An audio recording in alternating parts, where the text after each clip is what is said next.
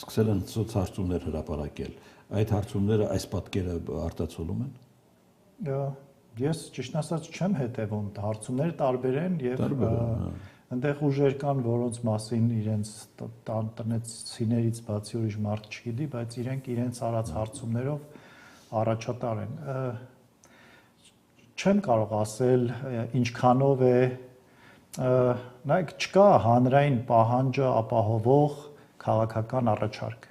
Այսինքն հանրության զգալի մասը այդ նույն հարցումները ցույց են տալիս, հասարակության գերակշիռ մասը սպասում է ռացիոնալ քաղաքական ծրագիր, առաջարկ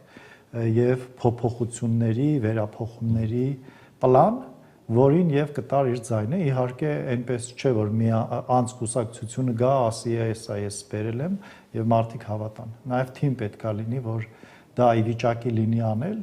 այսօր դաշտում չկան գործող քաղաքական ուժը։ Եղածները այդպեսին չեն, ուզում եք։ Եղած, այո, չկան, այսինքն չկա այդ առաջարկը, այն ինչ էլ որ առաջարկվում է, շատ վերացական ու պոպուլիստական են, ինչպես գործող իշխանությունների առաջարկը, այդ խաղաղություն ասվածը ոչ մի բանի վրա, եւ ընդդիմություն կոչվածի խաղաղություն ասվածը։ Ոչ մի բան որ ասում եք 2 տարուց ավելի խաղաղություն, չէ՞, ադրբեջանական սահմանը։ Չէ, խաղաղությունը միայն զենք ու կրակելը չի։ Խաղաղությունը դա պետության մեջ տեղի ունեցող առողջացման գործընթացներն են։ Այսինքն դրան չի գնում այս։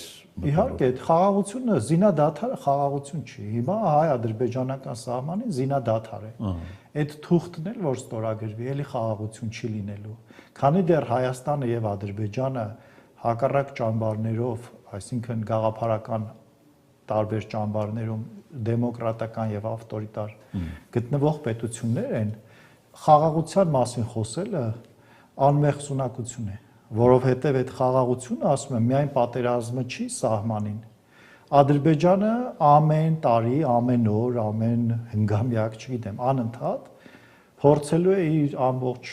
ռեսուրսը, հնարավորությունները օգտագործի, թույլ չտալու համար Հայաստանի զարթոնքը։ Դա խաղաղություն չի։ Եթե Հայաստանի իշխանությունները կուլ են գնալու այդ քաղաքականությանը հանուն նրա, որ սահմանին կրակոց չլինի,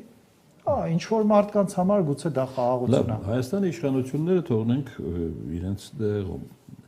Ալիևը այսօր ասում է, որ Վաշինգտոնյան համաձայնագիրը բերել է այդ խաղաղությունը, բերել է կայուն հարաբերություններ Հայաստանի եւ Ադրբեջանի միջև, արդեն հասարակության ներկայացուցիչներն են շփվում, առևտուրն է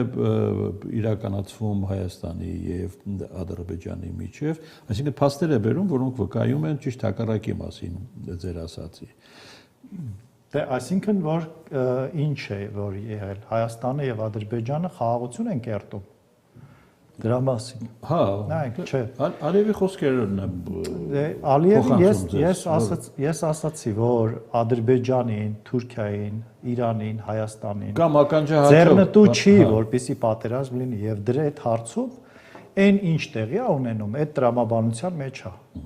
Բայց դա խաղաղություն ասել, անվանել խաղաղություն եւ դրա վրա կառուցել պլաններ, այսինքն այս եղած բալանսի։ Ես հասկանում եմ ձեր ասացի տրամաբանությունը, այսինքն դա նաև ենթադրում է, որ մի օր օգտվելով իրավիճակից, Ալիևը կարող է ասել, գործի Վաշինգտոնն էլ իր համաձայնագիրը։ Այո, ամեն օր կա այդ վտանգը, որ Վաշինգտոնը ասելու է, չի ասելու, մի օր Վաշինգտոնի եւ Ալիևի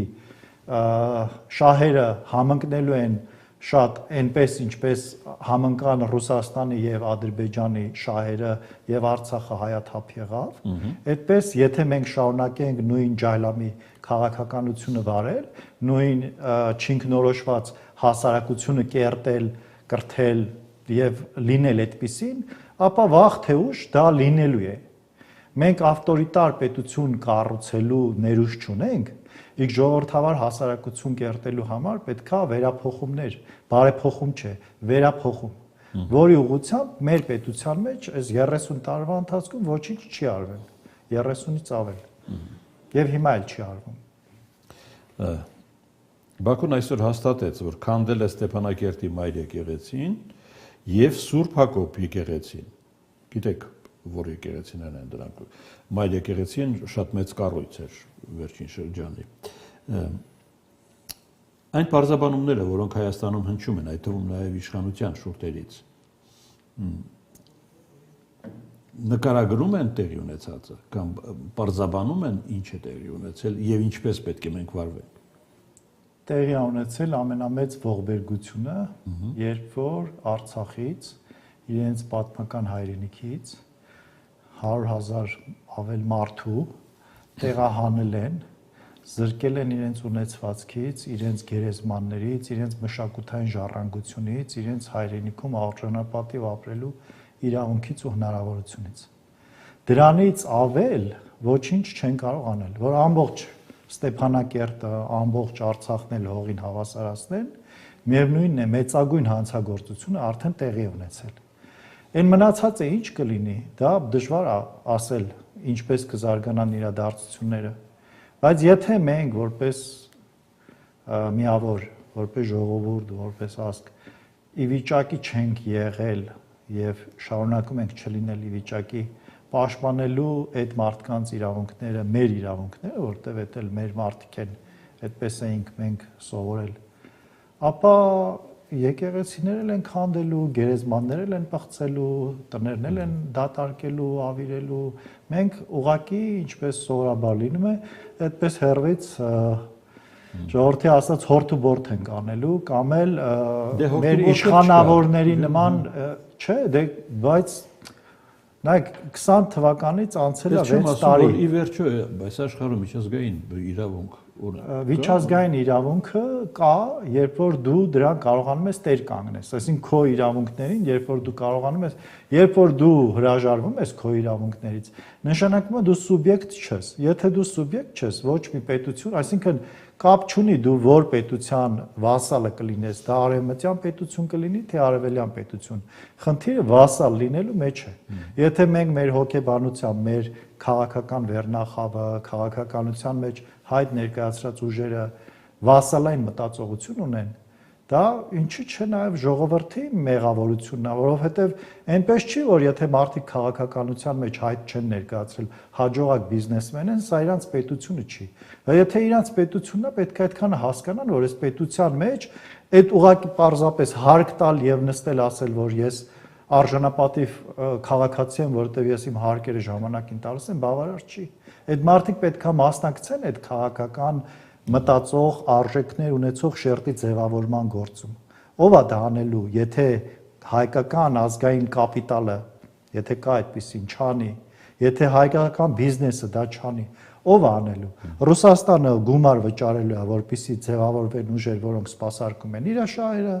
Արևմուտքը գումար վճարելու է, նվազագույնը, որպեսզի չսպասարկեն Ռուսաստանի շահերը, իսկ առավելագույնը, որպեսզի սպասարկեն իրենց շահերը։ Ով է հայկական շահի համար վճարելու միջոցներ, որպեսզի քաղաքական միտք ձևավորվի, հասարակությունը կրթվի, ոչ մեկը չի անում դա։ Դա վասալային մտածողություն ունեցող հասարակության առանձնահատկությունն է։ Ինչու է ներդրվում նոր կենսաչափական համակարգ։ Այս հարցի պատասխանը ունեք թե չէ։ Իհարկե, դա հեշտացնում է ճամփորդությունը նրանց համար, ովքեր ունեն դրա հնարավորությունը։ Նաև թվայնացվում է կառավարման համակարգը, պետք է ասեմ, ի պատիվ այդ անողների, որոնք այսօրվա իշխանության մեջ են,